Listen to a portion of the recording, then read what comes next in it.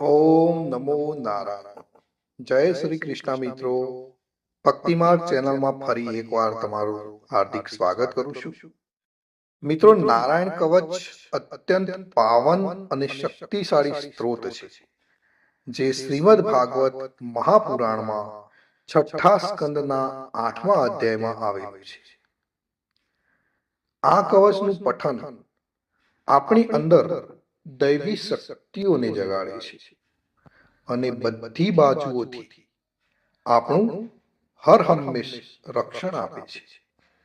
કવચ પાઠ કરતા પહેલા ભગવાન વિષ્ણુ, નારાયણ, શ્રી હરિ તેમજ સર્વ દેવોને વિશ્વ શાંતિ અને આત્મશુદ્ધિ માટે પ્રાર્થના કરવી એ શ્રેષ્ઠ કર ગણાય છે.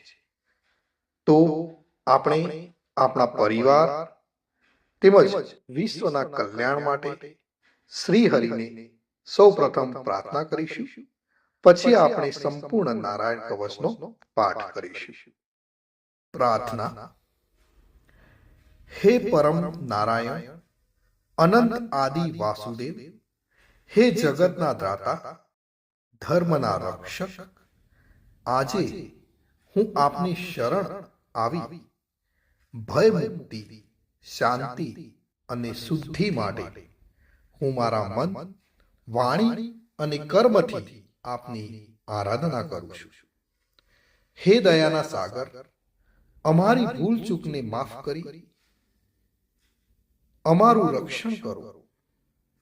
આજનો આ નારાયણ કવચનો પાઠ કેવળ મારા માટે નહીં, પણ સંસારના સર્વ જીવોના કલ્યાણ, શાંતિ અને પરમ શ્રેય માટે હું કરું છું. હે હરિ, મારી આંતરિક અને બાહ્ય દુઃખોને નાશ કરો, મને સત્પથ પર ચલાવો અને મારું મન હંમેશા આપના ચરણોમાં અડગ રહે એવી કૃપા કરો. ઓમ નમો નારાયણ. ઓમ વિશ્વ શાંતિ. તો મિત્રો, આપણે નારાયણ કવચનો આ પાઠ સંપૂર્ણ સાંભળીશું, તો જ એમાં કહેવામાં આવેલું ફળ કથન આપને પ્રાપ્ત કરી શકીશું. તો મિત્રો, હવે આપણે નારાયણ કવચ સાંભળતા પહેલા કોમેન્ટની અંદર ભગવાનને યાદ કરી જય શ્રી કૃષ્ણ લખીશું અને ત્યાર પછી આપણે સંપૂર્ણ નારાયણ કવચ સાંભળીશું. અને સાંભળ્યા પછી પણ આપણા જે પણ મિત્રો હોય એમને પણ જરૂરથી શેર કરીશું. તો ચાલો મિત્રો, શરૂ કરીએ છીએ નારાયણ કવચનો પાઠ. શ્રીમદ ભાગવતના છઠ્ઠા સ્કંદના 8મા અધ્યાયમાંથી શ્રી નારાયણ કવચ ત્વષ્ટા ઋષિના પુત્ર વિશ્વરૂપ ઇન્દ્રને કહે છે. વિશ્વરૂપ કહે છે કે જ્યારે ભયનો સમય પાસે આવ્યો હોય ત્યારે મનુષ્ય હાથ પગ ધોઈ આચમન કરી ઉત્તર દિશા તરફ મુખ રાખી નારાયણ કવચનો પાઠ કરવો જોઈએ. જ્યારે ભય આવે ત્યારે શ્રી નારાયણ રૂપ નામનું બખ્તર ધારણ કરવું જોઈએ. તો આ પ્રમાણે છે નારાયણ કવચનો પાઠ, જે આપણે સંપૂર્ણ સાંભળીશું. હે ગરુડની પીઠ ઉપર ચરણ કમળ ધારણ કરનારા, 8 સિદ્ધિઓ વાળા, 8 બાહુઓ વાળા અને તે 8 બાહુઓ વિશે શંખ, ચક્ર, ઢાલ, ગદા, બાણ, ધનુષ્ય તથા પાસને ધારણ કરનારા શ્રી હરિ, મારી સર્વ પ્રકારે રક્ષા કરો. જળમાં મત્સ્ય અવતારધારી ભગવાન જલ તંતુઓથી તથા વરુણા પાસથી મારી રક્ષા કરો. માયાથી બટુક બનેલા વામનજી સ્થળમાં મારી રક્ષા કરો. શ્રી વિશ્વરૂપ ત્રિવિક્રમ ભગવાન આકાશમાં મારી રક્ષા કરો.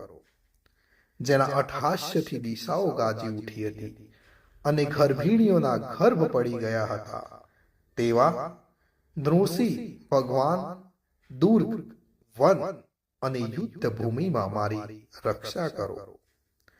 પોતાની દાઢથી પાતાળમાંથી પૃથ્વીનો ઉદ્ધાર કરનારા ભગવાન યજ્ઞમૂર્તિ વારાહ, માર્ગમાં મારી રક્ષા કરો.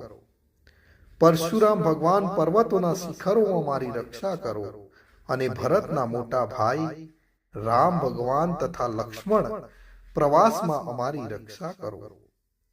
ઉગ્ર ધર્મ અને પ્રમાદથી નારાયણ ભગવાન મારી રક્ષા કરો. નિંદાથી નર ભગવાન ને યોગ ભ્રષ્ટ થતા યોગેશ્વર દત્તાત્રેય ભગવાન મારી રક્ષા કરો.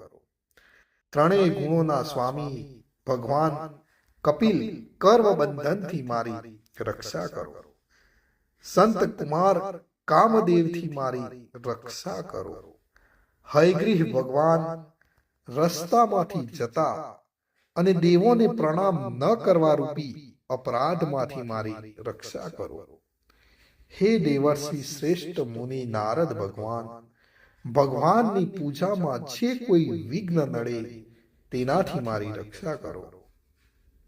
અને કૂર્મ અવતાર શ્રી હરિ સર્વ પ્રકારના નરકોમાંથી મારી રક્ષા કરો.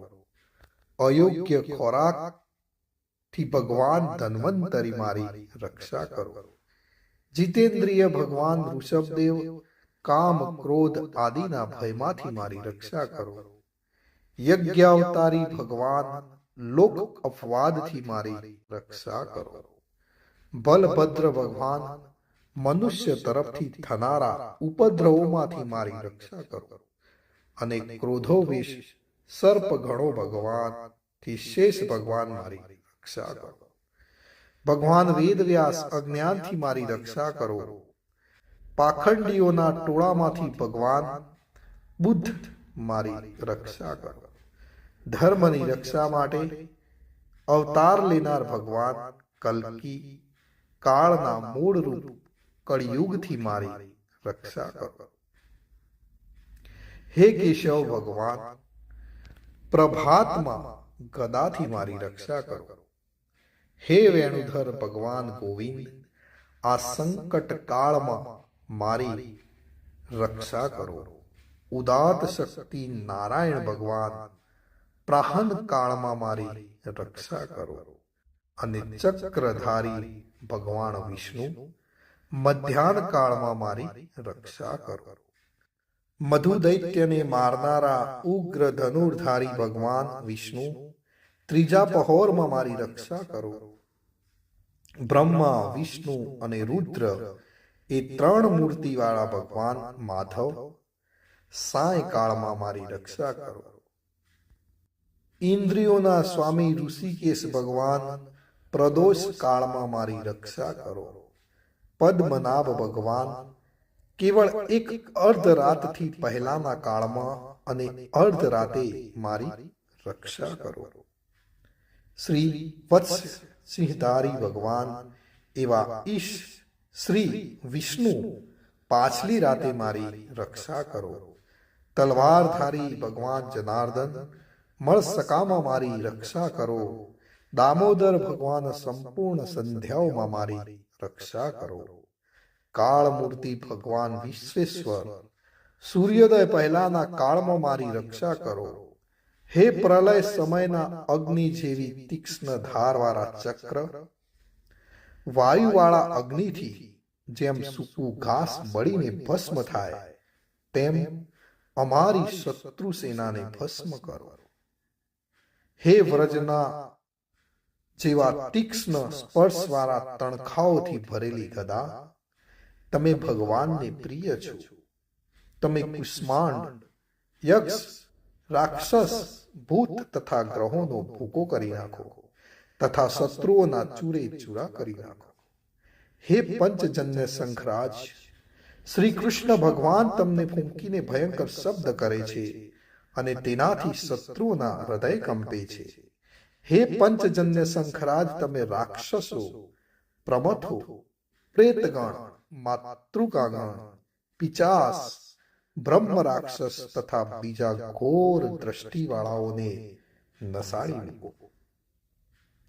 હે તીક્ષ્ણ ધારવાળી તલવાર, તમે ભગવાનના હસ્ત દ્વારા પ્રેરાઈને મારા શત્રુઓના સૈન્યને કાપી નાખો. હે સેંકડો ચંદ્ર જેવા મંડળ સમાન ઢાલ, તમે શત્રુઓની આંખોને ઢાંકી દો તથા પાપ નજરવાળાઓની પાપ દ્રષ્ટિને હરી લો. અમને ગ્રહોથી, કેતુઓથી, મનુષ્યોથી, સર્પોથી અને દાઢવાળા પ્રાણીઓથી તથા પાપોથી જે ભય થાય છે તે સૌ તથા જેઓ અમારા સુખમાં વિઘ્ન કરનાર છે તે સર્વે ભયો ભગવાનના નામરૂપ અસ્ત્રના કીર્તનથી જ તુરત જ નાશ પામો. વૈદિક સ્ત્રોતોથી સ્તુતિ કરાયેલા વેદમય તથા સમર્થ કરુણ ભગવાન સર્વ સંકટોમાં મારી રક્ષા કરો.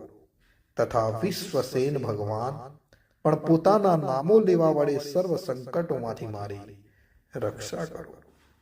શ્રી હરિના નામ, રૂપ, વાહન અને આયુધો સર્વ દુઃખોમાંથી અમારી રક્ષા કરો. ભગવાનના મુખ્ય પાર્ષદો અમારી બુદ્ધિ, ઇન્દ્રિય, મન તથા પ્રાણની રક્ષા કરો. આ સાકાર નિરાકાર જે કઈ જગત છે સર્વ ભગવાનનું સ્વરૂપ છે. આ સત્યથી મારા સર્વ ઉપદ્રવો નાશ પામો. અભેદ દ્રષ્ટિવાળા મનુષ્યોને ભગવાન પોતે ભેદ રહિત જોવામાં આવે છે તો પણ તે પોતાની માયાથી આભૂષણો, આયુધો તથા ચિહ્ન નામની શક્તિઓને ધારણ કરે છે. તે સત્ય પ્રમાણ વડે જ સર્વજ્ઞ તથા સર્વવ્યાપક ભગવાન શ્રી હરિ સર્વ પ્રકારના રૂપો વડે સર્વદા અમારી રક્ષા કરો. શ્રી ઋષિ નામના ઉચ્ચારણથી જ જળ, વાયુ, અગ્નિ આદિનો પ્રભાવ પોતાના તેજથી દૂર કર્યો છે એવા લોકના ભયને દૂર કરનારા ભગવાન ઋષિ સર્વત્ર ચોતરફ મારી હર હંમેશ રક્ષા કરો. મિત્રો, નારાયણ કવચ કરીએ તો એનું ફળ કથન શું થાય એ વિશ્વરૂપ કહે છે. વિશ્વરૂપ કહે છે, હે ઇન્દ્ર, આ નારાયણ કવચ તમારી આગળ જે કહ્યું છે, જે ધારણ કરવાથી તમે શ્રમ વિના અસુરોના અધિપતિઓને જીતશો. આ નારાયણ કવચને ધારણ કરનારો મનુષ્ય કે સાંભળનારો મનુષ્ય નેત્રથી જેના તરફ જુએ છે અથવા તો પગ વડે જેને અડકે છે તે તુરત જ બધા જ ભયોમાંથી છૂટી જાય છે. આ કવચ ભણનાર પુરુષને કોઈ દિવસ રાજાઓ તરફથી, ચોર તરફથી, ગ્રહો થકી, વ્યાઘ્ર આદિ તરફથી તથા બીજા કોઈ તરફથી ક્યારેય કોઈ પ્રકારનો ભય રહેતો નથી. તો મિત્રો, આ હતું આપણું રક્ષણ કરનારું નારાયણ કવચ. ભગવાન સર્વનું રક્ષણ કરે એવી જ મારી પ્રાર્થના. જય શ્રી કૃષ્ણ, જય શ્રી કૃષ્ણ, જય શ્રી કૃષ્ણ.